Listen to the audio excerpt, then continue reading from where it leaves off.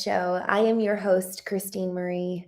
Y'all, happy 124th day of the year. I'm so excited to be joining you this morning. For those of you who are new to the Knowing Show, every morning we move through a lesson in A Course in Miracles, and the goal is to actually just orient our minds towards the truth.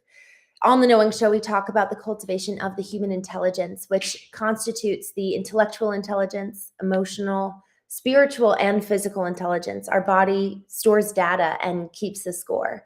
So on the show, we are oriented towards each one of these aspects of our intelligence. It's kind of akin to having each one come into the boardroom. Each one is a director, so to say, because each one has data. Each one has a story to tell us, and each one knows an aspect of us that we need to get to know ourselves if we are to fully engage the entirety of the human intelligence that you and I both have access to. And in an age of artificial intelligence, the cultivation of the human intelligence has never been more important than now. So this is why we get on daily, sometimes twice daily. I will be on with a guest later today, Heather Wags, who is an incredibly impressive entrepreneur coach. And so I'm really excited to have her on later today. But for this morning, we're going to go through today's lesson in A Course in Miracles. So as I normally do, I'm going to do a review of some of the preceding lessons, and then we will jump into today's.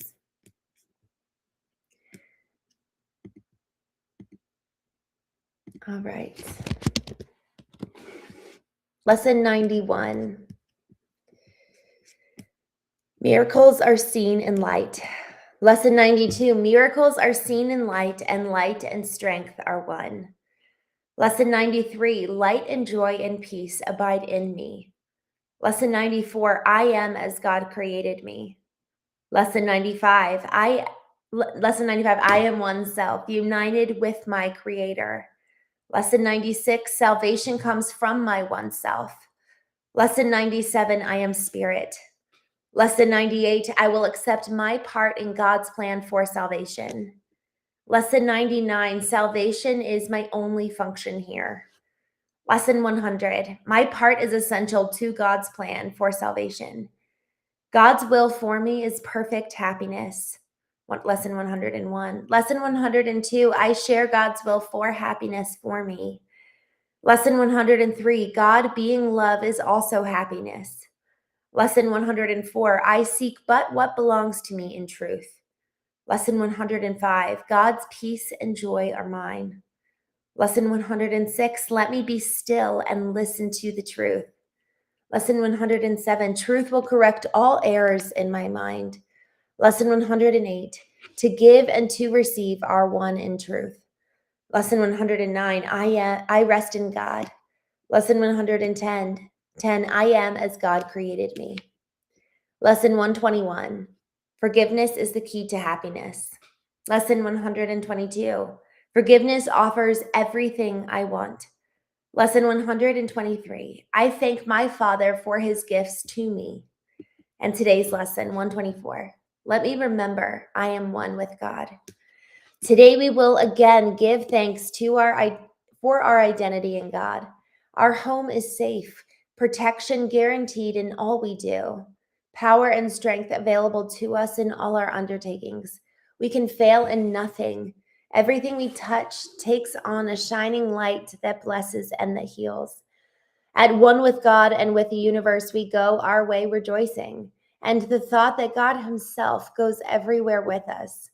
How holy are our minds, and everything we see reflects the holiness within the mind at one with God and with itself. How easily do errors disappear and death give place to everlasting life. Our shining footprints point the way to truth, for God is our companion as we walk the world a little while. And those who come to follow us will recognize the way because the light we carry stays behind, yet still remains with us as we walk on. What we receive is our eternal gift to those who follow after, and to those who went before or stayed with us a while. And God, who loves us with the equal love in which we were created, smiles on us and offers us the happiness we gave. Today, we will not doubt his love for us, nor question his protection and his care. No meaningless anxieties can come between our faith and our awareness of his presence. We are one with him today in recognition and remembrance. We feel him in our hearts. Our mind contains his thoughts. Our eyes behold his loveliness in all we look upon. Today we see only the loving and the lovable. We see it in appearance of pain, and pain gives way to peace. We see it in the frantic and the sad and the distressed, the lonely and afraid, who are restored to the tranquility. Excuse me, I gotta sneeze. Excuse me.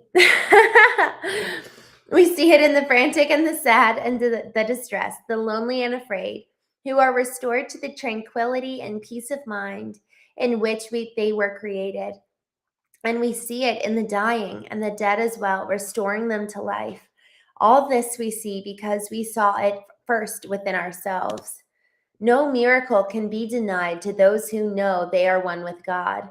No thought of theirs but has the power to heal all forms of suffering in anyone, in times gone by and times as yet to come, as easily as in the ones who walk beside them now.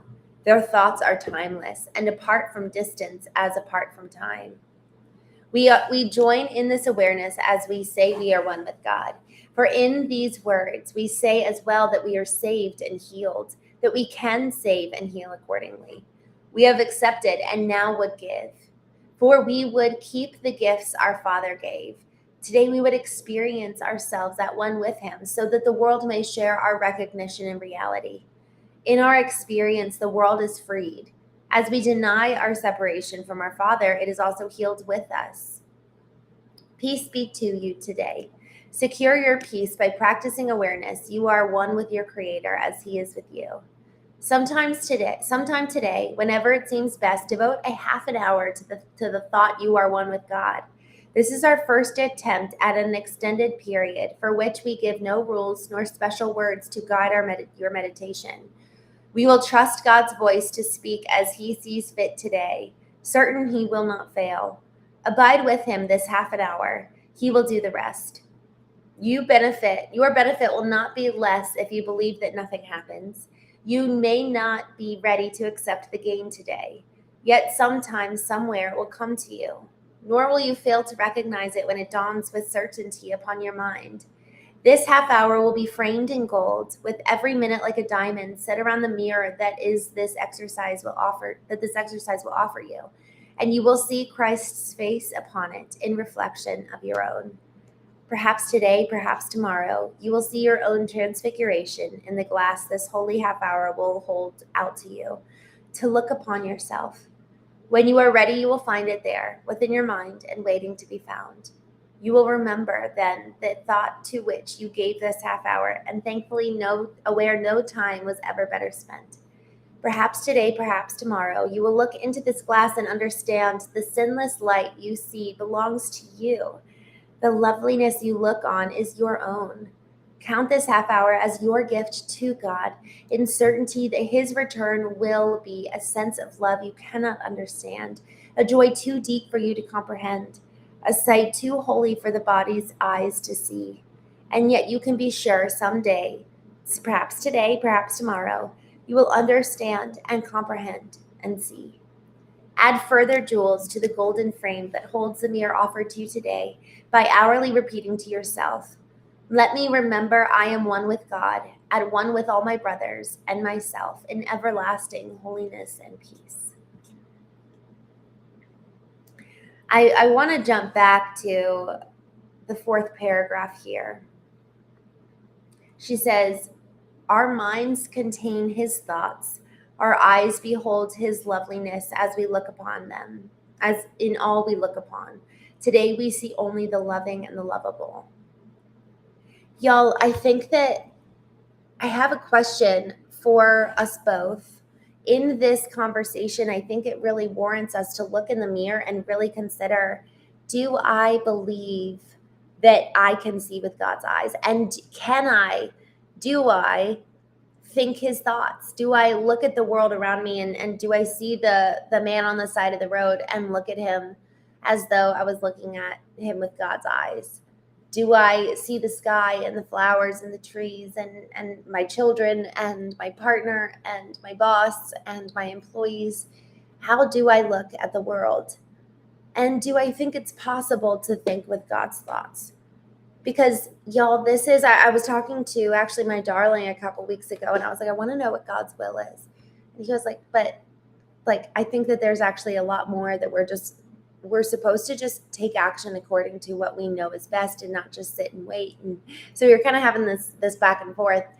And I had this thought, it's like, man, I want to step outside of this physical time machine, and I want to see the world through God's eyes. And in the kind of the stepping outside of time and looking at the world through his eyes, I think in that process I can actually know what is the ideal. And I think that, to that point of what is God's will and how do we know it, and does he even have some superordinate will that it's like we're just striving to know? I think that there is an ideal, and I do think that there is something that he would have in mind. I don't know, but I think so. I think that he's that good and that wonderful to not just be a redeemer, but also have an intention and have a will for us. And I want to know what that is. Like I want to walk in accordance to my own greatest potential. So God, how do you see me? What is the potency and potential that you have in mind for me when you created me? And what does that look like? And what is that for my mom, for my dad, for my siblings, for that man on the side of the road? And man, y'all, here's the thing. Maybe we don't know God's will as it pertains to the future 10 years from now, but what is his will for each one of us in terms of who we can become? And that, I think, is one of the greatest, perhaps, first steps and biggest steps is what is the greatest potential that you and I could step into for ourselves, and how can we encourage and love others into that place for themselves? We can't change anybody, but with seeing each other through the lens of God, it almost holds this standard and this glorious mission for each one of us that, man, if we have somebody who believes in us, that's very different than somebody coming over with a hammer and saying, I want you to change. That's very different. It's powered by love. It's powered by this belief in who somebody can be. I've experienced both. I've experienced somebody who saw my potential, but didn't love me until I was there. And then I'm experiencing now with my darling, somebody who sees my potential and loves me for who I am now. It's a very, very different experience. And it's so healing and so exciting and so meaningful to know that somebody thinks that I can be more than I am, and they love me as I am today. And I think one of the biggest goals is that we actually learn how to have our minds contain his thoughts and our eyes behold his loveliness and all we look upon, so that we see the loving and the lovable, and we can then look on the world with that peace and with that hope and with that joy that comes as a fruit of having his vision, having his thoughts, having his spirit living within us, where our spirit is in alignment with his. When we talk about spiritual intelligence, we also talk about alignment in accordance with what is the potential of who I can be, who I was called to be, who I was created to be, spiritually, intellectually, emotionally, physically. Am I living according to the very, very best, to the highest standard of what my creator had in mind when I was created? And this is where we get to hold others to a similar standard, but we cannot do so out of love until we have done that for ourselves. Otherwise, it will be viewed and even felt as though judgmental, especially if we're not modeling it for ourselves first. I think that this is perhaps one of the highest callings as parents, is to see the greatest good and the greatest potential in our children, and then engage with them accordingly so that they start to hold that kind of belief in themselves. And it's not false belief. It's rooted in the lens and vision of how does God see me? And now let me engage with the world accordingly. I'm just going to go ahead and jump in the chat. Good morning. James, Thomas, good morning, Johnny, Ryan. These lessons are from A Course in Miracles. Cameron, good morning. Oswald, good morning. Terry, thank you. Thank you for joining. Zulu, Joshua, good morning. Soho, good morning. Dr. Spo, good morning.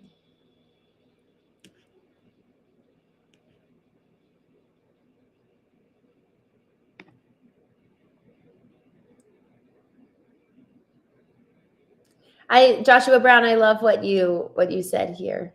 It gives people to choose from, some things to choose from. I love that. David, good morning. Zulu. Forecast Official, good morning. Nate Stevens, good morning. I'm glad you're here. We've got to, Joshua says, we've got to still our minds to draw from God's thoughts. That's so, so, so good. I mean, it's so true. If our minds are in a place of chaos and they're kind of wreaking havoc, I think that actually is so why it's so, so, so important. You know, we talk about this concept of taking every thought captive. It's like we have a thought and we take it and examine it and say, is this thought furthering me onward to be the person that I want to be, who I was created to be, reaching my own potential? Is this thought in accordance with how God would think? And so at some level, it's learning to take every thought captive, learning how to even kind of bring our mind into a place of stasis and stillness and peace. We can learn how to do that. We can learn to sit there and not think about anything, which is a really, really hard thing to do. And when we start to kind of bring our mind into a place of peace, I think that that's actually when God can speak to us, when we can listen, when we are void of the noise. And that's why eliminating this noise is important as well. It's not just calming it and bringing peace to our mind. It's also eliminating all of the excess noise and all of the excess drama and lies and gossip and slander and just all of the things that, frankly, culture would bring to our minds and bring to our attention. It's just so distracting.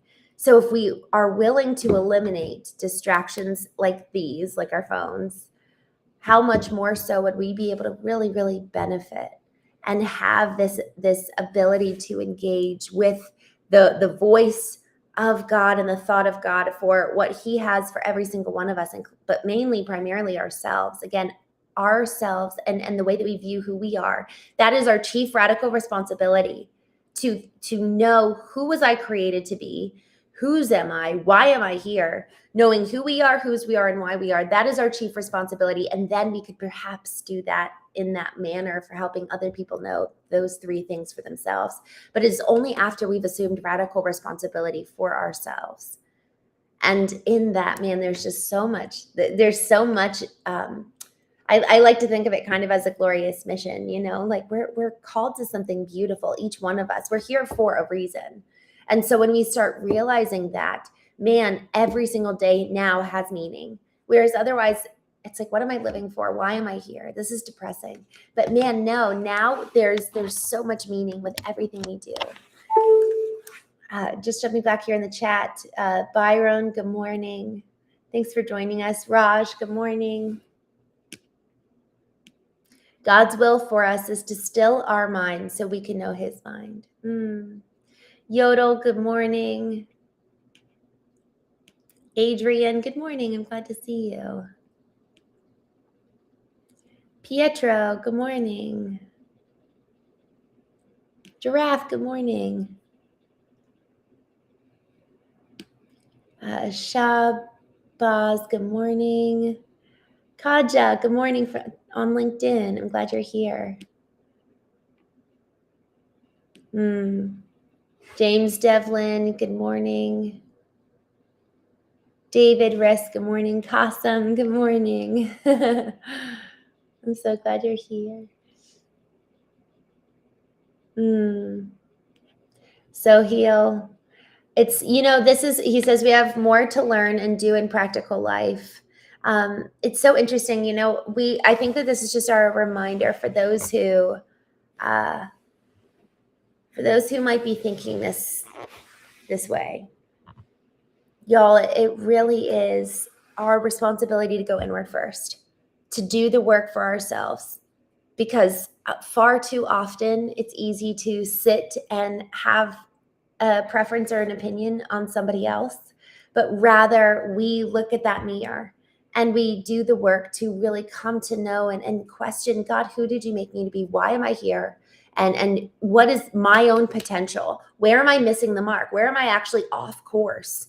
I like to think of it as kind of a bowling alley where we've got our bowling pins. That's our mission. That's where we're supposed to be. And then how often are we actually heading in that direction? Where are we going off into the gutter? Where are we maybe even going into someone else's lane? And the way that we bowl with precision, the bumper rails we set in place based on our values, based on even our own personality and who we were uniquely made to be. Now, the more precise we go every single day, the more we serve as an example and a model for others to follow. But we have to, the biggest impact we could ever make is by modeling and being the example. And then, man, are people drawn into, people want to know, hey, how did you get to that point?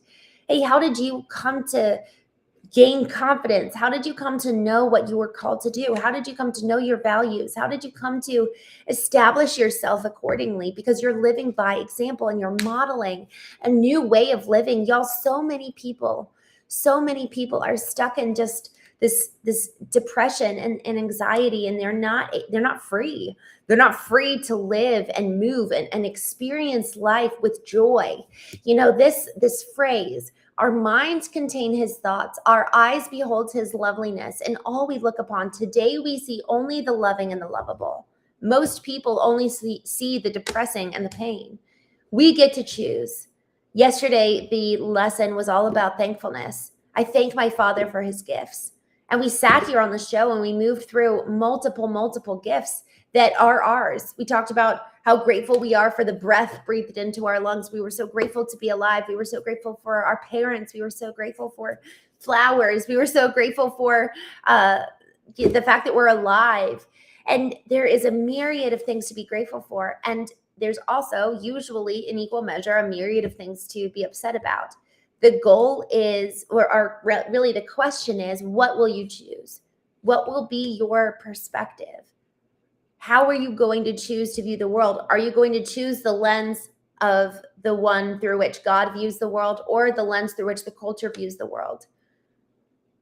And to be grateful does not mean that we're ignoring the reality of pain. God isn't blind to pain by any means. In fact, he knows what it's like to exist in pain. And so God's perspective aren't just rose-colored glasses. God's perspective isn't to turn a blind eye. In fact, he is I think the quickest one and the fastest one to help those who are in the depths and in the darkest night of the soul. That's exactly where he is. And he also is like the king of joy in so many ways, because he's able to sit outside of time, and he knows that what's happening in this physical world is temporary. It's brief. And so with his perspective, we can hold the juxtaposition of eternal life and the present moment. And that's like, really, that sounds near impossible, but we can do it if we learn how to think with his eyes and look at with his view on the world. Just jumping back here in the chat. Ron Zays, good morning. Seven Kiati, good morning. Joseph Cliff, good morning. Rezi, good morning. Des EFC, I'm going to go ahead and block you because we don't talk like that here. Grammy Churchill, good morning. I'm going to go ahead and just put you on timeout because we don't talk like that either. Y'all, thank you so much for joining this morning. I am so grateful for those of you who joined. Remember today's lesson. Let me remember I am one with God.